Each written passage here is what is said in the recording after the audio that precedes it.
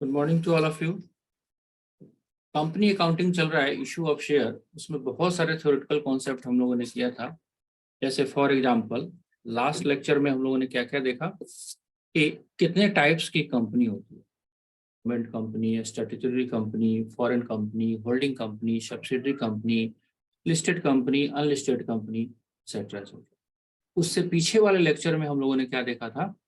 Authorise capital, subscribe capital, issue capital, ये सारी। अगर आप ध्यान से देखोगे, अगर मैं आपके बुक के क्वेश्चंस को ही रीड एक बार कराऊं, तो उसमें एक वर्ड आता है जो शेयर्स के पहले यूज हो रहा है, वो वर्ड है इक्विटी। इसका मतलब ये जो शेयर्स वर्ड यूज किया गया है, राइट, ये शेयर्स वर्ड जो यूज किया गया है, इसका मतलब कोई और भी शेयर होते हैं, राइट। स्क्रीन आपको दिखना शुरू हो गया होगा। अब देखिए ध्यान से, यहाँ पे वर्ड जो यूज किया गया है वो वर्ड है इक्विटी। शेयर्स तो है ही, ये शेयर्स तो है, और शेयर्स से पहले वर्ड यूज किया गया है इक्विटी। इसका मतलब ये निकल के आ रहा है कि हमारे पास जो शेयर्स हैं उनके भी टाइप्स हैं, राइट। तो बेसिकली अगर हम बात करें शेयर्स का टाइप का, तो शेयर्स के दो टाइप होते हैं इंडिया में जो चलन में है। अगर शेयर्स की बात करें तो शेयर्स भी दो तरीके का होगा। एक होता है इक्विटी।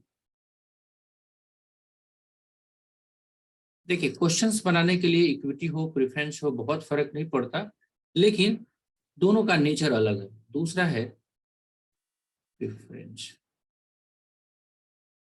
राइट। तो ऐसा हो सकता है कि आपको क्वेश्चंस में इक्विटी शेयर्स बोले। अगर हम इसको बोले, इसको जब पूरा फुल फॉर्म लिखेंगे तो लिखेंगे इक्विटी शेयर, राइट। इसको हम क्या बोलेंगे? Preference share, right. अब ये कैपिटल होगा। जब इक्विटी शेयर इशू होगा तो इक्विटी शेयर कैपिटल कहलाएगा, और इसके होल्ड करने वाले को क्या बोलेंगे हम? Equity shareholder. Preference share जो इशू होगा उसको हम लोग बोलेंगे preference share capital,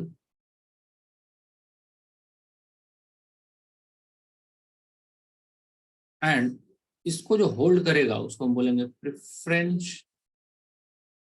share holder. अब ये दो तरीके का शेयर्स होता है। अगर हम बात करें वास्तविकता का, तो चलन में जो है आपका इक्विटी शेयर ही मोस्टली आपको मिलेगा। इसका हिंदी है समता, राइट, समता अंशधारी, और इसका हिंदी है पूर्वाधिकार अंशधारी। ठीक है, दोनों में फर्क क्या है? अगर हम रियल ओनर की बात करें तो इक्विटी शेयर होल्डर ही कंपनी के रियल ओनर होते हैं। रियल ओनर मालिक ये भी है, मालिक ये भी है, ये भी ऑनर है। कुछ ऐसा एग्जांपल से समझते हैं कि अगर हम किसी भी कंपनी में शेयर होल्डिंग पैटर्न अगर देख रहे हैं तो इक्विटी शेयर होल्डर भी है, प्रेफरेंस शेयर होल्डर भी है। क्यों इसको रियल ओनर बोला जाता है वो समझिए। मान लेते हैं कंपनी में कोई कंपनी है जिसमें 100 shareholder equity shareholder है और 100 ही shareholder preference shareholder. दिक्कत क्या है कि अगर प्रेफरेंस शेयर होल्डर हुआ तो कंपनी का कोई भी काम होगा जिसमें सहमति से या मेजोरिटी से जो काम होना है, उसके लिए जब वोटिंग होगा तो उसमें प्रेफरेंस शेयर होल्डर को वोटिंग राइट नहीं है। वोटिंग राइट नहीं है, जबकि इक्विटी शेयर होल्डर को वोटिंग राइट है। मतलब मालिक तो दोनों है, प्रॉपर्टी में दोनों का हिस्सा है, जो शेयर्स लगाएंगे कंपनी के एसेट्स में दोनों का हिस्सा है। लेकिन कंपनी जब भी मीटिंग करेगी शेयर होल्डर का, annual general meeting, extra ordinary general meeting, उसमें जो लोग पार्टिसिपेट करेंगे वोट के लिए कि ये काम होना चाहिए कि नहीं होना चाहिए, तो उसमें राइट जो है वो केवल इक्विटी शेयर होल्डर को है, प्रेफरेंस शेयर होल्डर को राइट नहीं। सबसे बड़ा ड्रॉबैक, इसको अपने एग्जांपल से लेके समझो। सपोज दैट आप हो और आपका भाई है घर में, पापा आते हैं, आपको भी खाना देते हैं, उसको भी खाना देते हैं, आपका भी ट्यूशन फीस देते हैं, उसको भी ट्यूशन फीस देते हैं। लेकिन घर में कोई काम अगर होता है तो जब पूछने की बारी आती है दोनों भाई बहन में, तो आपसे कोई पूछता ही नहीं, मतलब आपका कोई वैल्यू ही नहीं है। तो आपको तो फील होगा ना थोड़ा सा कि अरे यार, सारा खाना केवल मिल रहा है, शिक्षा मिल रहा है, लेकिन राय नहीं कोई हमसे ले रहा है, तो थोड़ा सा अटपटा लगेगा। यानी कि डिसीजन मेकिंग पावर नहीं है किसके पास, प्रेफरेंशियल के पास, राइट। लेकिन इसको कुछ फायदे भी हैं प्रेफरेंशियल होल्डर। फायदे क्या है कि जो डिविडेंड आप मिलेगा, आपने कौन सा चैप्टर दिया, कैश फ्लो स्टेटमेंट जब पढ़ा, वहां पे डिविडेंड वर्ड यूज हो रहा था। जब भी डिविडेंड दिया जाएगा, डिविडेंड क्या होता है, डिविडेंड क्या होता है, कंपनी जो है अपने शेयर होल्डर को मुनाफे में से डिस्ट्रीब्यूशन करती है। तो डिविडेंड जब भी मिलेगा तो पहला राइट जो है ना, फर्स्ट राइट, इसको मिलेगा, प्रेफरेंस शेयर होल्डर को ही मिलेगा। ये इसको फायदा है। उसके पास बाद पैसे बचेंगे तब सेकेंडली आपको इक्विटी शेयर, राइट। ये हो गया डिविडेंड का राइट। दूसरा, कंपनी अगर बंद हुई तो कैपिटल जो पेमेंट करना है उसमें भी फर्स्ट राइट आपको प्रेफरेंस शेयर कैपिटल का होगा, और तब जाके कुछ बचेगा, तब जाके इक्विटी शेयर। तो ये कुछ फायदे हैं प्रेफरेंस शेयर होल्डर के। लेकिन सबसे बड़ा नुकसान ये है कि प्रेफरेंस शेयर्स को आप वोटिंग राइट नहीं दे सकते। दूसरा ड्रॉबैक ये भी है प्रेफरेंस शेयर को, प्रेफरेंस शेयर होल्डर जो है, प्रेफरेंस शेयर कैपिटल या प्रेफरेंस शेयर जो भी कंपनी इंडिया में इशू करेगी, वो मैक्सिमम 20 ईयर्स के लिए इशू कर सकती है।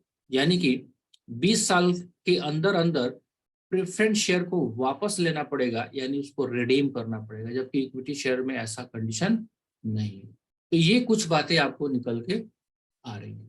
अब इतना थोड़ा सा बैकग्राउंड देना जरूरी था, ताकि अब हम लोग नोट्स की तरफ जब बढ़ेंगे तो एक आइडिया लगा हमारे को कि प्रेफरेंस शेयर और इक्विटी शेयर में बेसिकली क्या डिफरेंस है। अब आगे और चलेंगे तो और भी प्रेफरेंस शेयर होल्डर के बहुत सारे टाइप्स हैं, वो डिस्कस करना, मतलब भ्रांति भ्रांति प्रकार के, उसके नेचर और उसके फीचर्स के हिसाब से उसको देखना पड़ेगा। चलिए अब देखिए, kinds of nature of shares आपको स्क्रीन दिखना शुरू हुआ, राइट। एक हमने अभी डिस्कस किया जिसका नाम था equity share, right, equity share, right. दूसरा हमने डिस्कस किया था वो है प्रेफरेंस शेयर। तो शेयर्स को दो पार्ट में तोड़ा गया, पहला इक्विटी और दूसरा, क्लियर। पहले रीडिंग करते हैं लैंग्वेज का क्या कहते हैं। An equity share is share which is not a preference share. वाह, क्या एग्जाम्पल है और क्या डेफिनेशन है। इक्विटी शेयर वो है जो प्रेफरेंस शेयर नहीं, सिंपल सा बात, राइट। लेकिन कंपनीज एक्ट के धारा 43 के अकॉर्डिंग इसको क्या है, वो सबसे बड़ा यूजफुल है, it's carry voting rights, voting right. Equity share holder को ही वोटिंग राइट्स है, प्रेफरेंस शेयर को नहीं। इन जनरल मीटिंग, चाहे वो एनुअल जनरल मीटिंग हो या extraordinary general meeting. Second, it's carry to right share in profit of the company in form of dividend and bonus share. ये भी word use हुआ था जब हम कैश फ्लो स्टेटमेंट पढ़ रहे थे, तो बोनस शेयर के बारे में आपको चर्चा किया था कि कंपनी के पास एग्जिस्टिंग शेयर्स है, वो चाहती है दोबारा से शेयर इशू करना, तो फ्री ऑफ कॉस्ट जो अपने एग्जिस्टिंग शेयर होल्डर को जो शेयर दे देगी उसको हम लोग बोलते हैं बोनस शेयर, राइट। चलिए, प्रेफरेंस शेयर क्या कहता है, share which carries the preference right, right to receive dividend and right to receive a repayment of capital, जो अभी आपको डिस्कस किया। बट इसके पास राइट क्या नहीं है, but does not have right voting right, voting right इसके पास नहीं है, इसके पास प्रेफरेंस शेयर, राइट। तो ये कॉन्सेप्ट करने से ये पता चलता है कि जब भी आप क्वेश्चंस जब करेंगे तो ये वर्ड देखना जरूरी है कि ये क्वेश्चंस में जो वर्ड यूज हो रहा है वो इक्विटी शेयर है या प्रेफरेंस शेयर है। देखिए यहाँ पे मोस्टली आपको मिलेगा equity share, equity share. Journal entry में कोई फर्क नहीं है, जहाँ पे इक्विटी होगा वहां इक्विटी लिखेंगे, प्रेफरेंस होगा प्रेफरेंस लिखेंगे। लेकिन जैसे जैसे कंपनी में आगे इसका अकाउंटिंग में हम प्रोसीड्स करेंगे, अगर प्रेफरेंस शेयर कैपिटल आया तो उसका बायबैक नहीं हो सकता, सॉरी उसका रिडेम्पशन हो सकता है, जबकि इक्विटी शेयर का रिडेम्पशन नहीं हो सकता। ठीक है जी। चलिए अब थोड़ा सा और डिस्कशन करते हैं। ये प्रेफरेंस शेयर जो है ना, ये भी, इसके भी अलग अलग टाइप्स हैं, तो डिफरेंट टाइप्स को डिफरेंट मोड में आपको डिस्कस करना पड़ेगा, राइट। तो एक जो डिफरेंस का तरीका है, ये आप मान के चलिए कैटेगरी वाइज है, तो ये कैटेगरी क्यूमुलेटिव और नॉन क्यूमुलेटिव, एक ये कैटेगरी है, मान लेते हैं ये कैटेगरी नंबर ए है। तो प्रेफरेंस शेयर को अब हम बांटेंगे दो पार्ट में। तो एक प्रेफरेंस शेयर जो होगा वो कहता है क्यूमुलेटिव प्रेफरेंस शेयर, एक नॉन क्यूमुलेटिव। दोनों में क्या अंतर है? ये है प्रेफरेंस शेयर, इक्विटी नहीं है, ध्यान से। क्यूमुलेटिव का मतलब है, हिंदी अगर देखिए, इकट्ठा होते जाना। मान लो किसी कंपनी में इस साल में प्रॉफिट नहीं हुआ, डिविडेंड नहीं बटेगा। अगले साल प्रॉफिट हुआ तो अगले साल डिविडेंड बटेगा। लेकिन अगर प्रेफरेंस शेयर क्यूमुलेटिव नेचर का हुआ, तो जिस साल कंपनी को प्रॉफिट नहीं हुआ है, लेकिन फिर भी, जैसे प्रेफरेंस शेयर नाम के आगे आपको लिखा हुआ मिलेगा हमेशा, जैसे मान लेते 12% प्रेफरेंस शेयर, तो ये 12% का मतलब ये है कि इसको 12% के रेट से ही डिविडेंड मिलेगा। अब सपोज दैट 2022 में प्रॉफिट नहीं हुआ, राइट, तो उसका डिविडेंड जो है वो एक्रू होके पड़ा रहेगा। जैसे ही 23 में प्रॉफिट होगा, तो 22 का डिविडेंड और 23 का भी डिविडेंड, दोनों का डिविडेंड डिस्ट्रीब्यूट किया जाएगा। कब? जब आपका नेचर रहेगा प्रेफरेंस शेयर का क्यूमुलेटिव, यानी कि shares on which arrears of dividends accumulate, that is called cumulative preference share. Non cumulative nature का अगर रहा, नॉन क्यूमुलेटिव नेचर का रहा, तो अगर जिस साल प्रॉफिट हुआ उस साल डिविडेंड मिलेगा, जिस साल नहीं हुआ उस साल नहीं मिलेगा। मतलब not to carry right to receive arrears of dividend in a particular year if the company fails to declare the dividend, if no dividend is paid in particular year, it's lapse। एक category हमने किया preference share का, कैसा nature बनाया हमने? Cumulative and non cumulative. लिखते चलते हैं। एक हमारा प्रेफरेंस शेयर जो है, प्रेफरेंस शेयर जो है दो तरीके का हो सकता है। एक तो हो सकता है क्यूमुलेटिव एंड दूसरा नॉन क्यूमुलेटिव, राइट। क्यूमुलेटिव में आपका डिविडेंड जो है कैरी फॉरवर्ड होगा, यहाँ पे कैरी फॉरवर्ड नहीं होगा, यहाँ पे लैप्स होगा। ठीक है, एक क्राइटेरिया हमने देखा प्रेफरेंस शेयर का, इसको हमने क्राइटेरिया नाम दिया था ए। चलिए अब दूसरा देखते हैं। अब एक है participating preference share, non participating preference share. Participating और नॉन पार्टिसिपेटिंग, ये क्या मतलब है? इसको देखिए थोड़ा सा, ये एक अलग क्राइटेरिया है। अब मान लेते हैं इसको हमने क्राइटेरिया का नाम दिया बी। ठीक है जी, चलिए देखते हैं। एक तो कहता है प्रेफरेंस शेयर जो है कैटेगरी बी में हम डिस्कस कर रहे हैं पार्टिसिपेटिंग एंड नॉन पार्टिसिपेटिंग। देखिए जब कंपनी बंद होगा, जब कंपनी बंद होगा तो जो भी लोग पैसे लगाए हैं उनको पैसा वापस किया जाएगा। अगर पार्टिसिपेटिंग प्रेफरेंस शेयर है तो जो भी सरप्लस पैसा होगा, जो पूंजी है सो है, क्योंकि प्रेफरेंस शेयर को तो प्रेफरेंशियल राइट है ही इक्विटी शेयर से पहले कैपिटल और डिविडेंड दोनों लेने का, लेकिन उसके बाद भी कुछ पैसा बच जाता है कंपनी में, तो क्या उसमें से उसको पैसा दिया जाएगा कि नहीं दिया जाएगा? अगर प्रेफरेंस शेयर पार्टिसिपेटिंग नेचर का हुआ तो उसको दिया जाएगा, अगर नॉन पार्टिसिपेशन नेचर का हुआ तो उसको नहीं दिया जाएगा।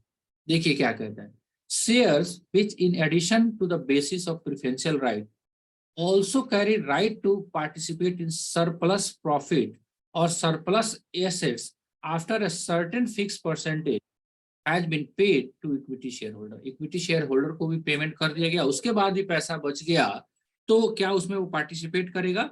अगर यस तो शेयर कहलाएगा पार्टिसिपेटिंग, अगर यह आंसर इज नो तो वो कहलाएगा नॉन पार्टिसिपेटिंग। देखिए such share are entitled only fixed dividend and do not have right to future participate in surplus profit।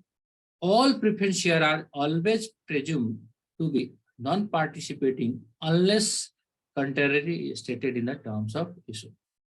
Question ये आता है, ये क्या कहने की कोशिश कर रहा है कि अगर क्वेश्चन कुछ भी नहीं कहे तो हम ये मान के चलेंगे कि जी वाला है।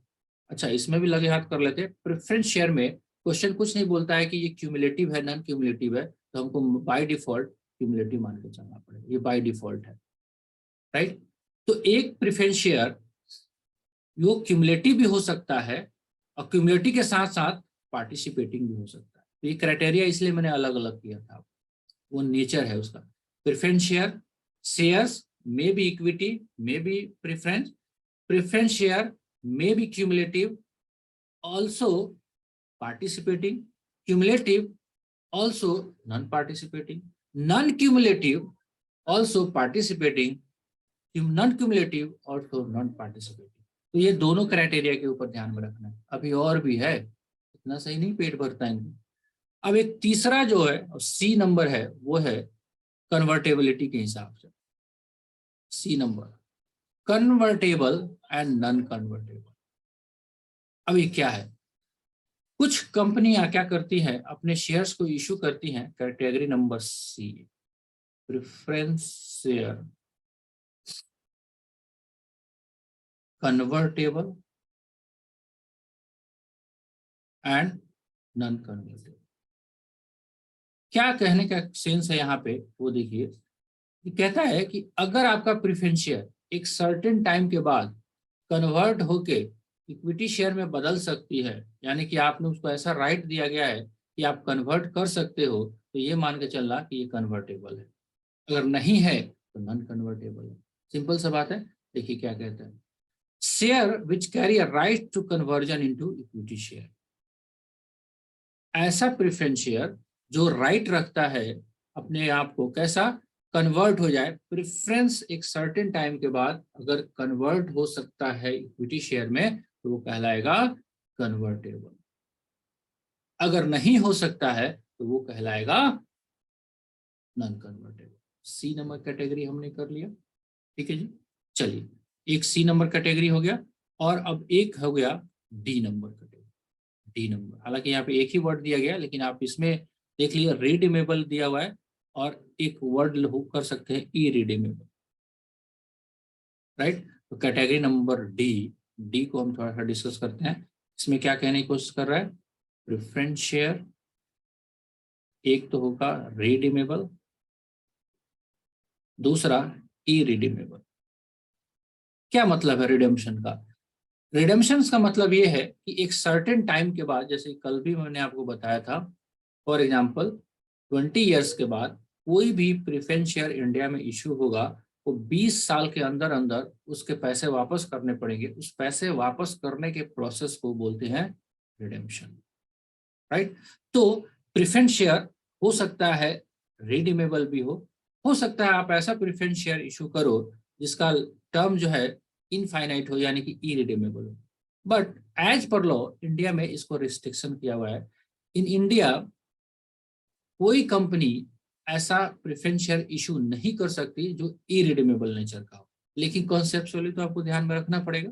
तो एक कैटेगरी आपका हो गया क्या, रिडेम्पशन के पॉइंट ऑफ व्यू से, redeemable preference share, share which redeemable in accordance with section 55 of the company act 2013।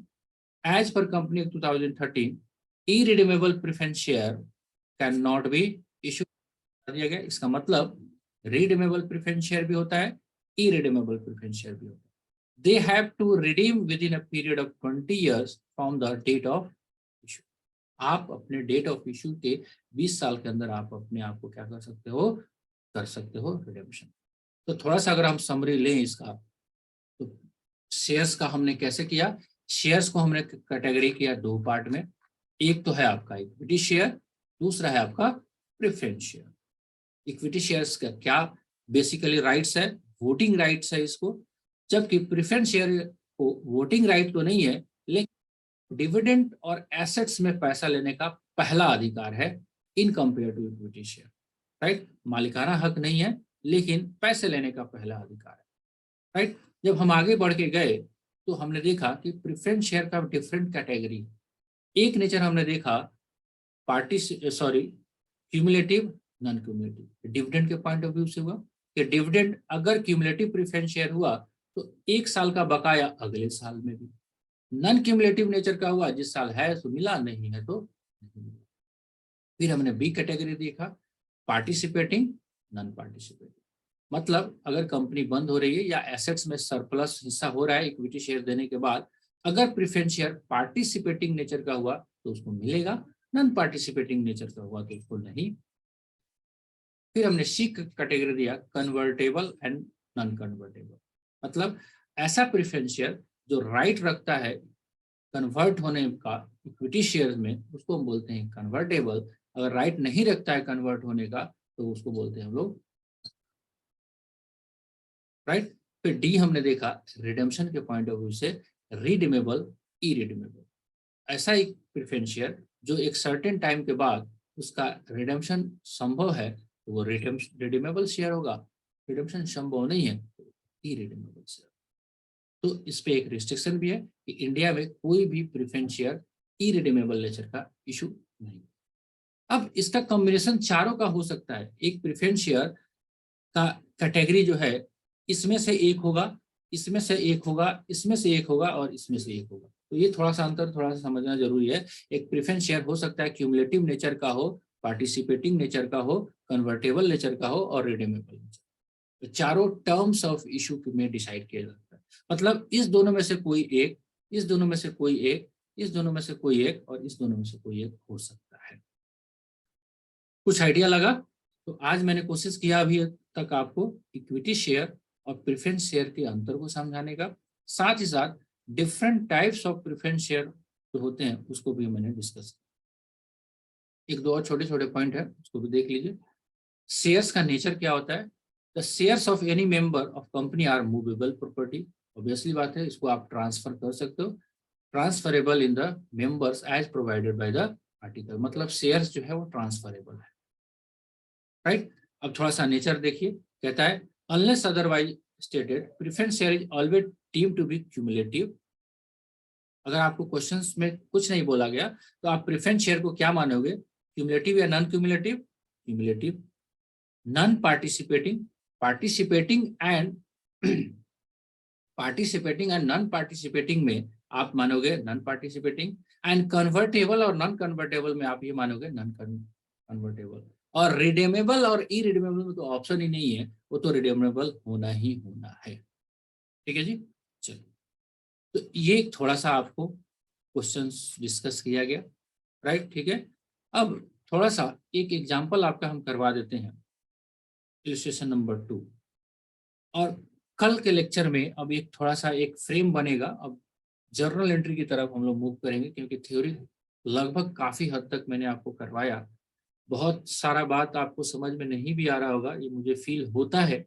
ऐसा इसलिए क्योंकि ये एक दिन का टास्क नहीं है, विगत कई वर्षों से हम लोग इसमें लगे हुए हैं, तब जाके इतना डिटेल्स में एनालिसिस कर पाते हैं। आप बिगिनर हो, फर्स्ट टाइम हो, तो आपको बहुत सारी बातें बाउंस कर रही होगी, लेकिन मेरा मानना ये है कि अगर नहीं कराया जाए तो कुछ पता नहीं चले। अगर आपको डिस्कस ही नहीं किया जाए कि शेयर्स का नेचर कैसे है, तो कुछ भी तो याद आए कभी आगे चलोगे तो, है कि नहीं। तो ये सारा चीज आपको करना है। अब देखिए, अब क्या है, इस एग्जाम्पल को भी आप अब नहीं कर सकते, अभी इसमें थोड़ा सा लोचा है। अब इसके लिए थोड़ा सा हमको और मोर टाइम चाहिए होगा।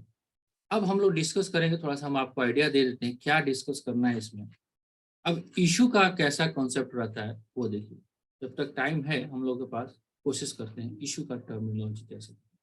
देखिए, जो भी शेयर्स इशू आप करने जा रहे हैं, ठीक है, इशू का प्रोसेस होता है। उस प्रोसेस को थोड़ा सा पहले देखिए, कैसे प्रोसेसिंग करता है वो शेयर्स का इशू, वो एक बार देखना जरूरी है। मैंने एक चार्ट बनाया था, चार्ट ही इस नोट से निकल गया है या कहाँ चला गया पता नहीं, एक बार कोशिश करते हैं ढूंढने का। चार्ट मेरा बना हुआ था, नहीं दिख रहा है इसमें। चलिए कोई बात नहीं, हम डिस्कस करते हैं इसमें। देखिए, कोई भी शेयर्स इशू करने जा रहे हो तो इशू करने के लिए प्रोसेस होगा। देखिए क्या होगा वो देखिए, मान लेते हैं ये ABC लिमिटेड है, मैं जानबूझ के लिमिटेड वर्ड ही यूज कर रहा हूँ, क्योंकि लिमिटेड कंपनी ही, यानी कि पब्लिक कंपनी ही शेयर्स को मार्केट में इशू कर सकती है, प्राइवेट कंपनी तो कर ही नहीं सकती।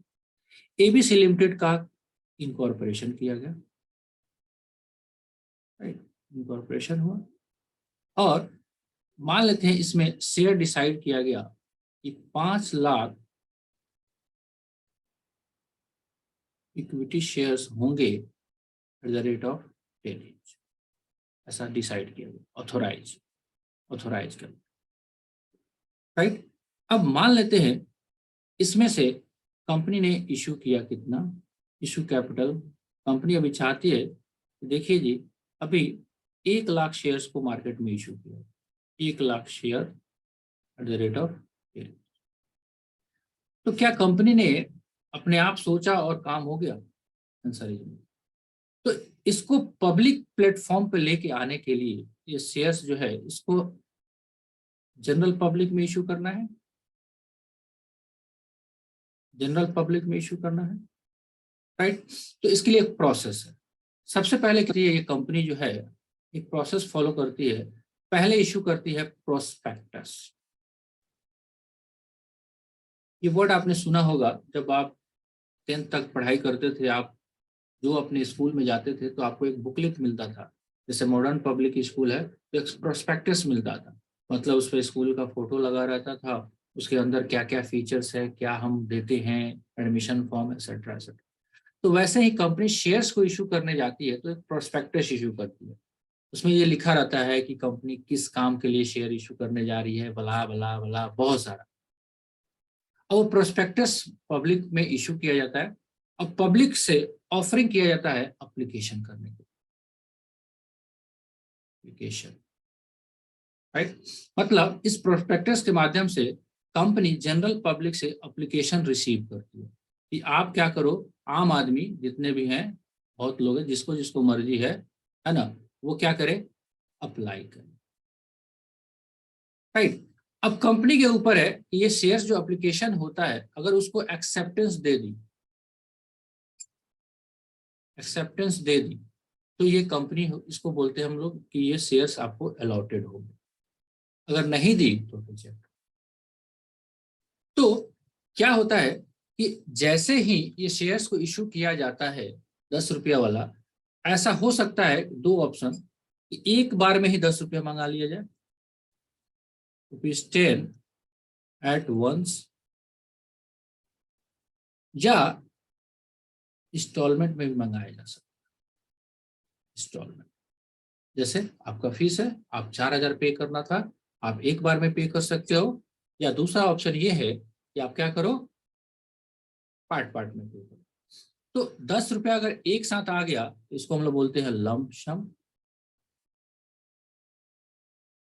और ये इंस्टॉलमेंट में आया तो इंस्टॉलमेंट आया, तो जैसे कैसे, एक बार 2 रुपया, एक बार 3 रुपया, एक बार 3 रुपया, 3 2 5 3 8, इसको हम लोग टेक्निकली बोलते हैं, ये है एप्लीकेशन, ये है अलॉटमेंट, ये है फर्स्ट कॉल, ये है फाइनल कॉल।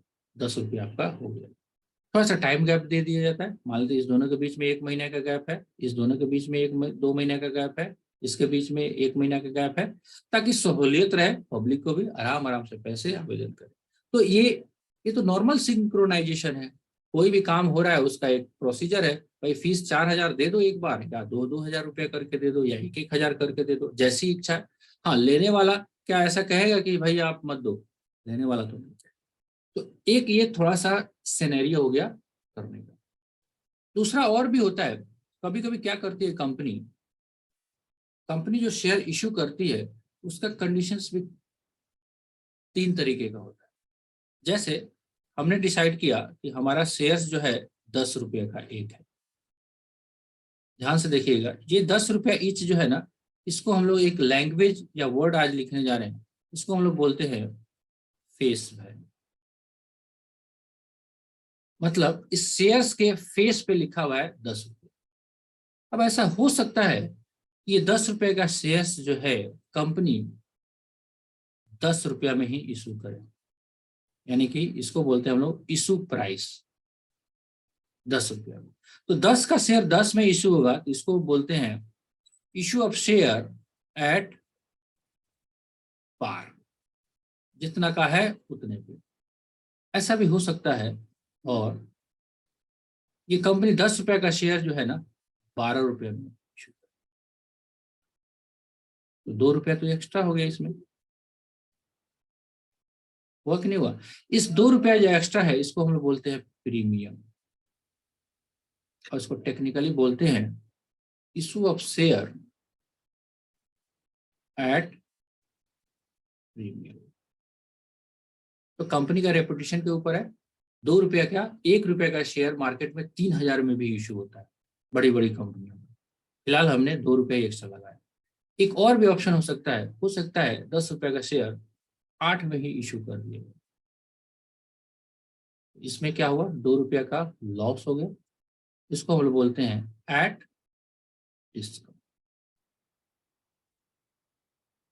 आज के टाइम में कंपनी एक्ट 2013 जब से आया है इस ऑप्शन को क्लोज कर दिया गया। मतलब अब कोई भी कंपनी अपने शेयर्स को एक्सेप्शनल केस में, एक्सेप्शन है, कुछ एक्सेप्शन तो है उसको हम लोग देखेंगे बाद में, नॉर्मली कोई कंपनी अपने 10 रुपए वाले शेयर को 8 रुपए में इशू नहीं कर सकती। तो हम जो भी स्टडी करेंगे आगे की क्लास में वो ये वाला पोर्शन उठाएंगे और ये वाला पोर्शन उठाएंगे, और हो सकता है हमारे को बहुत सारे क्वेश्चंस में ऐसा आपको मिल जाए। फॉर एग्जाम्पल थोड़ा सा दिखा देते हैं आपको इस क्वेश्चन के लैंग्वेज से।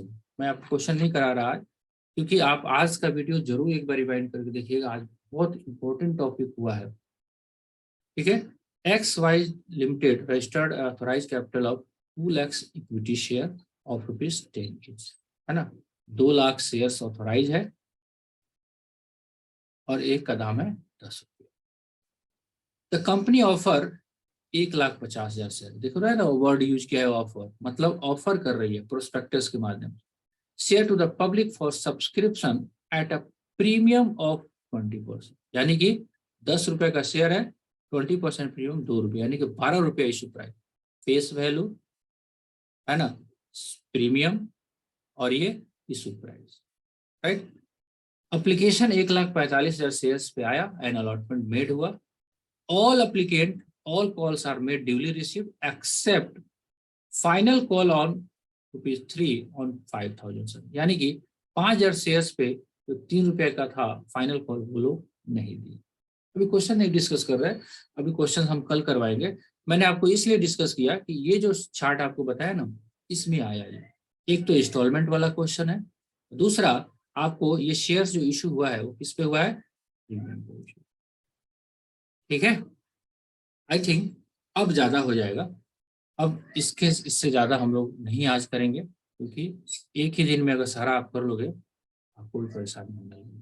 धीरे धीरे धीरे धीरे ये जरूर रहेगा कि आएगा समझ में जरूर, ठीक है। अब एक बार थोड़ा सा इलस्ट्रेशन नंबर 2 को आप ट्राई करिएगा, आज का वीडियो देखिएगा और अपने बुक्स का जो नोट्स है वो जरूर पढ़िए। इस समय जितने भी इसमें सारे टॉपिक आपको दिख रहे हैं, जैसे फॉर एग्जाम्पल आपको जितने भी ये क्वेश्चंस आपको बुक का उठाओगे तो यहाँ पे सब सारा टॉपिक थ्योरेटिकली डिस्कस है, इसको रीड करिए। देखिए देख रहे हैं ना आप यहाँ पे सब कुछ, ये तो पहले ही कर दिया हुआ था मैंने। ये देखिए इक्विटी शेयर और प्रेफरेंस शेयर का डिफरेंस है ना, convertible preference share, redeemable, participating, non participating, है ना, नॉन क्यूमुलेटिव, सारा देख रहे हो आप। अब इसको एक बार आज जरूर पढ़ लीजिएगा, आज हमने यही टॉपिक डिस्कस किया है, ठीक है जी। चलिए तो आज के लिए इतना ही। Enjoy yourself, good day all of you, बने रहिए। जो आपका क्लास छूट जाता है वो आप यूट्यूब पे लिंक आपको अवेलेबल रहेगा, आपको लिंक शेयर कर दिया जाता है, वहां से आप जरूर देखिए, ठीक है जी। मिलते हैं हम लोग कल के लेक्चर में, तब तक के लिए गुड डे टू ऑल।